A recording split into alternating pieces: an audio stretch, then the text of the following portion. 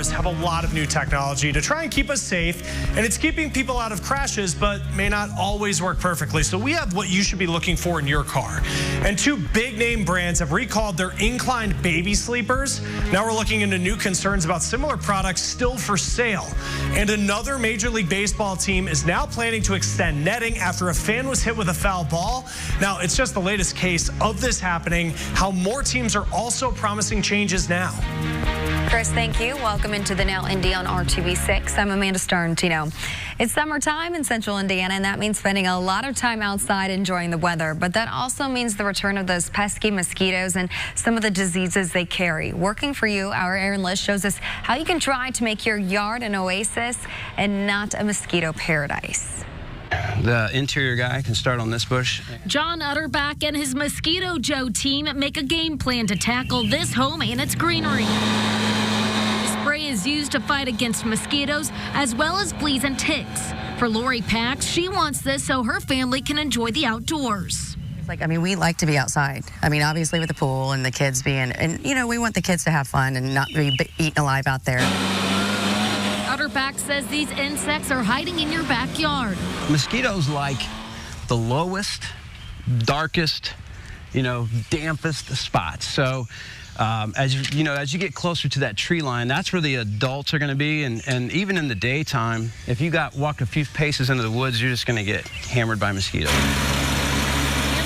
Full force with all the rain we're having. You have to have standing water for mosquitoes, and we've got so much standing water just everywhere. Don't forget to dump cups, pots, and buckets that may collect water around your home. Mosquitoes will lay eggs in there, and those eggs will turn into larvae. Even in a cap full of water, a mosquito can lay over 100 eggs.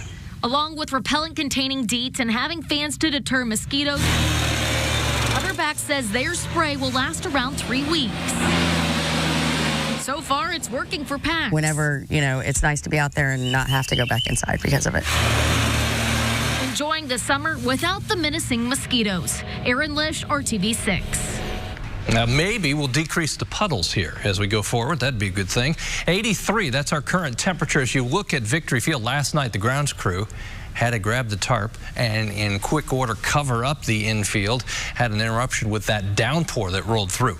We will not have that scenario tonight. We're going to stay dry this evening. And the breeze is nice out of the southwest, anywhere from 10 to 20 miles per hour. That will calm down a bit, and temperatures will drop into the middle 60s for overnight lows. I show you the radar. We're not going to need it in central Indiana. Closest thunderstorms are near Chicago. South Bend will be in the path of a few strong storms. A thunderstorm watch in effect in the northern portion of the state. Broader view of our temperatures.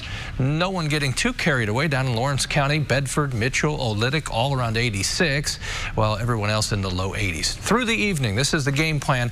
We'll see mostly clear skies. The wind out of the southwest around 15. Temperature by 11 o'clock down to 72. The First Lady tweeting today that her spokeswoman has been promoted to press secretary and communications director. Stephanie Grisham's replacing Sarah Sanders, who resigned last month. Grisham is one of the longest standing and trusted members of the Trump campaign. She'll keep her position as spokeswoman for the First Lady on top of her new press duties. The FTC is cracking down on illegal robocalls. They are targeting several operations responsible for more than 1 billion robocalls. Today, the FTC announcing settlements in 3 cases. Now, in these cases, people were offered bogus credit card interest rate reduction services, a scheme which targeted seniors. Other cases involved money-making schemes. So far, the FTC has caught 145 robocall violators. And while there is some new legislation to reduce healthcare costs, certain aspects are still skyrocketing in price. Annie Taylor with a look at some of the most expensive treatments. As we age, we're more susceptible to illnesses that impact our health for longer periods of time. As if learning you or a loved one is sick isn't enough, well, the price of treatment is often almost equally as shocking. AARP looked into the cost of nearly 100 specialty drugs. We're talking about treatments for things that affect older adults, like cancer, rheumatoid arthritis, pulmonary hypertension, and they found on average, treatment for just a year can cost nearly $80,000. That's more than what most households make a year, and it's 3 times more than what Medicare beneficiaries typically have.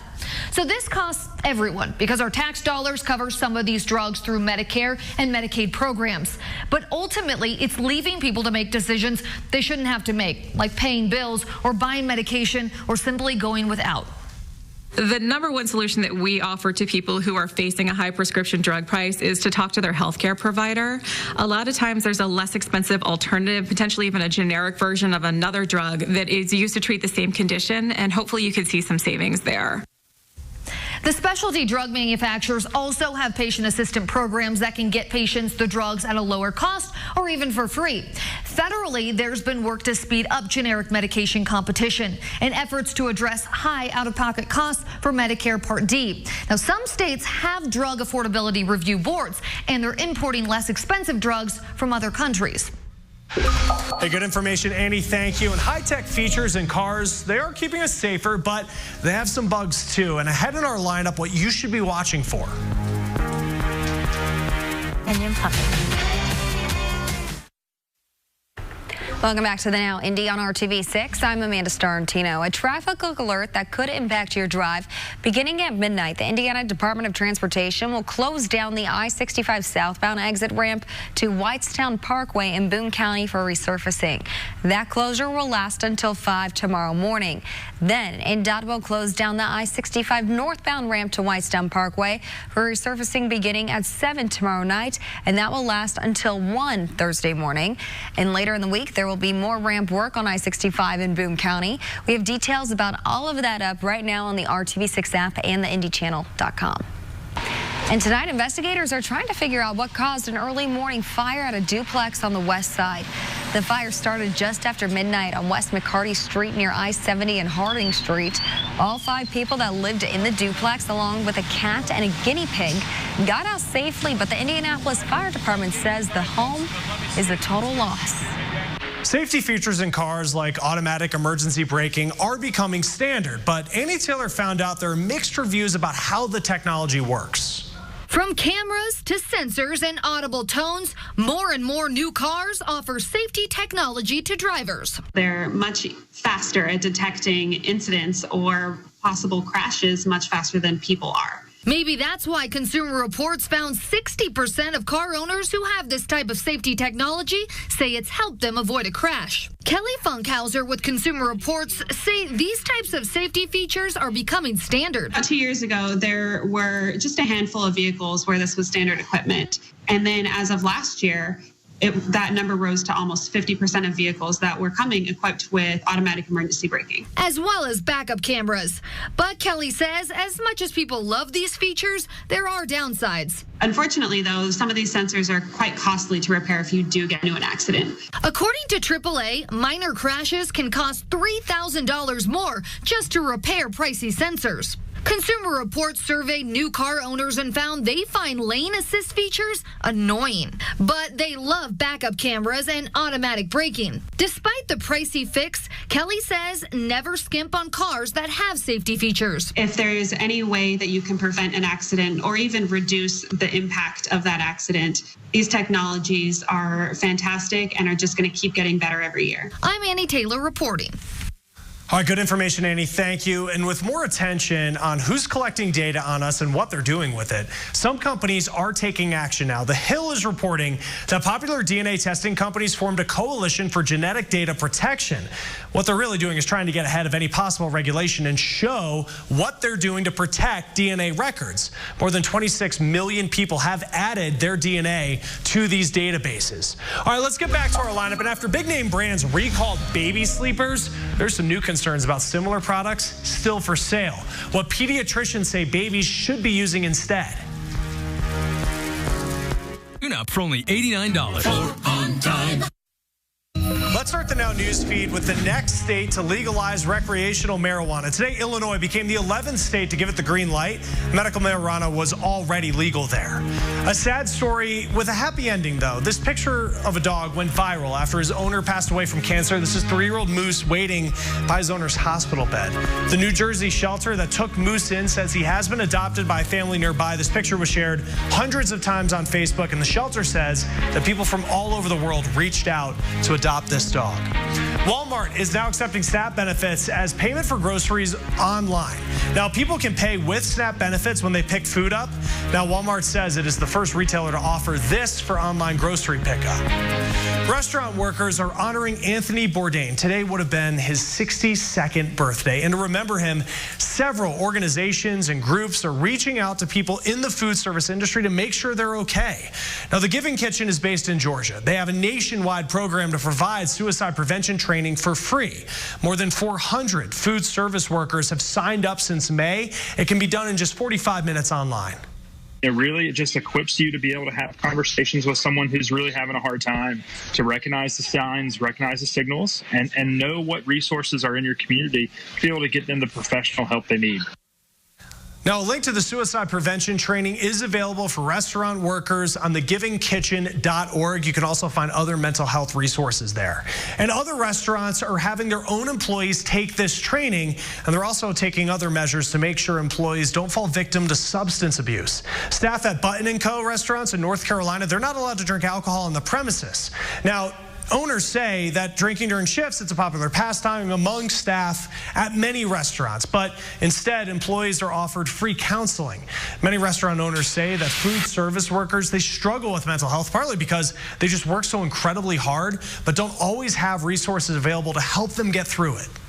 Thank you, Chris. It's a unique opportunity to teach kids about fire safety by letting them become a firefighter for a day. Today marked the first of 3 days for the Indianapolis Fire Department's Firefighter for a Day camp at the Warren Township Government Center. Kids went through some of the training firefighters have to go through. They're able to shoot water from a fire hose, and it took quite a few children to hold that hose up. The kids climbed ladders and also practiced calling 911 and learned the appropriate times to dial 911. Most importantly, they learned about safety.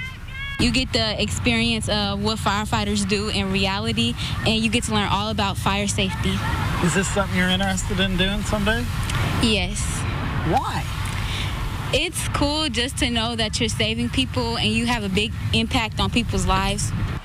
Well, to end the day, firefighters cooled the kids off with a fire hose. About 200 Indianapolis area children between ages 7 and 12 will attend the camp each day for a total of 600 kids. It will continue tomorrow and Thursday. Kevin, it looks like they had a blast and the weather really played along too. A great day to get wet, and that is one powerful sprinkler. Yes. Knock you right over. I recognize that. That is the Indianapolis Motor Speedway. We're looking from the Salesforce Tower toward the pagoda, and then the stands down the front straight away.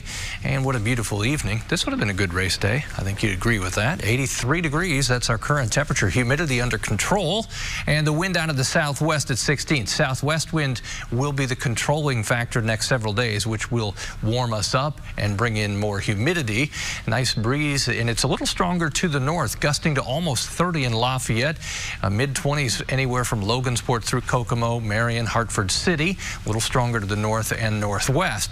Closest rain over Lake Michigan. We'll keep our eye on what happens in Iowa because this will try to move to the east, but at least for now, our atmosphere is kind of in a mode where it's going to stiff arm any showers and thunderstorms. This should weaken, erode a little bit. It may make it into northwest Indiana overnight into the morning, but not have a big impact. Okay, temperatures tomorrow, a little warmer. We'll continue our climb. The chance for a shower or thunderstorm is there in the afternoon, mainly after 4 o'clock, and the best chance will be in the northern half of the state.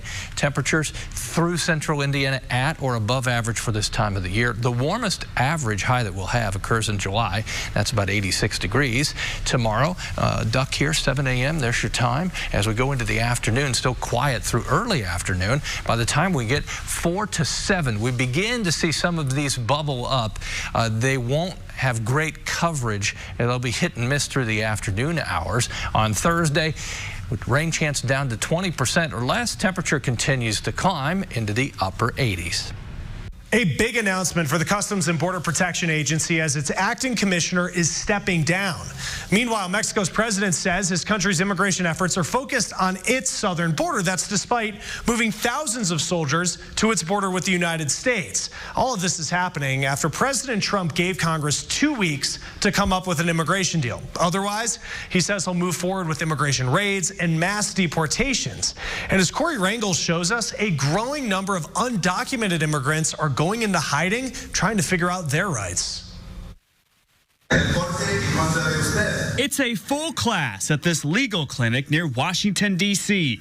CASA, an immigration advocacy group, holds the free course every week to teach immigrants their rights if they come in contact with immigration officials, which has now become a bigger concern after President Trump promised to hold deportation raids in cities across the country. I think there is a greater sense of fear in the community around, the fact that their families could be targeted by ICE. This woman says she became so desperate to escape poverty in Guatemala, she spent an entire month on a bus traveling to the U.S., hoping to find a better life for her children.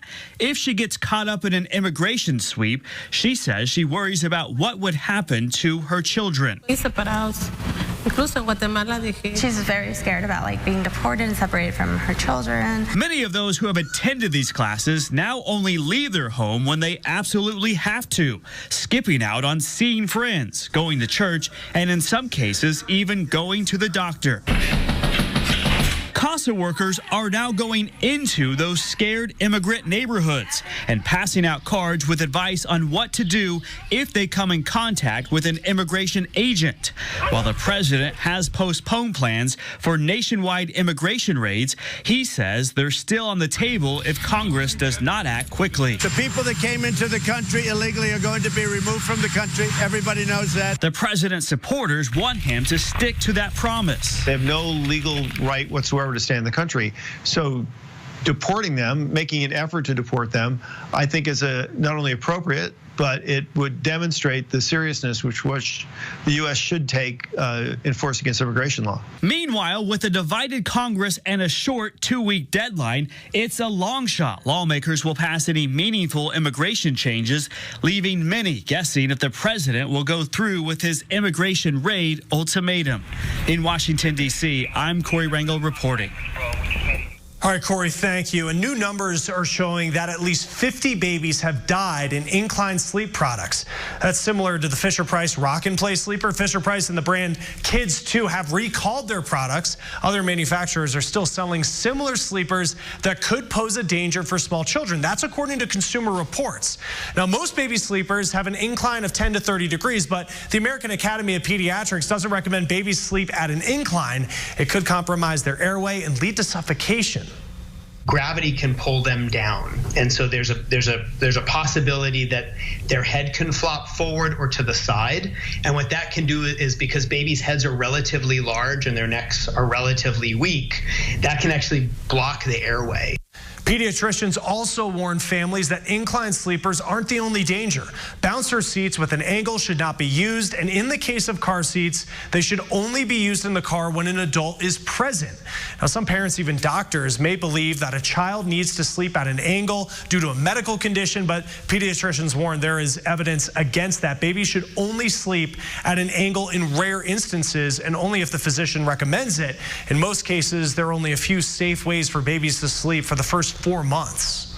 On the back, on a firm, flat surface, in their own space, so not bed sharing with an adult. Families who have any sort of incline sleeper or other device are encouraged to destroy them so other families won't end up using them. Well, you might want to ask your doctor about this newly discovered side effect of some common medications. Research published in the Journal of the American Medical Association found that certain drugs increase the odds of dementia by nearly 50%. These are drugs used to treat things like depression, motion sickness, muscle spasms, breathing, and bladder problems. This study came from looking at nearly 300,000 people for more than a decade. All right, next in our lineup, another Major League Baseball team is now planning to extend netting after a fan was hit with a foul ball. The changes other teams are promising. We're going to get into that. You're watching The Now.